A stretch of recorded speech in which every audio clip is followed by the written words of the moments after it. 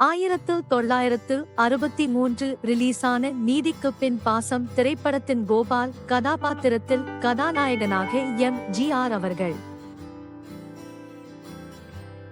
கதாநாயகியாக கௌரி கதாபாத்திரத்தில் சரோஜாதேவி அவர்கள், சிவசாமி கதாபாத்திரத்தில் எம்.ஆர். ராதா அவர்கள், சந்திரசேகர் கதாபாத்திரத்தில் எஸ்.வி. ரங்கா ராவ் அவர்கள், சரஸ்வதி கதாபாத்திரத்தில் கண்ணம்பா அவர்கள்,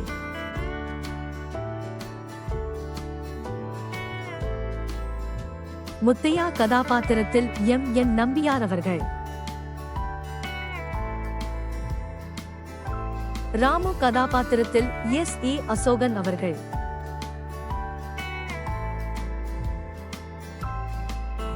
முனியாண்டி கதாபாத்திரத்தில் சாண்டோ எம்.ஏ. சின்னப்ப தேவர் அவர்கள், ஜானகி கதாபாத்திரத்தில் சகுந்தலா அவர்கள்,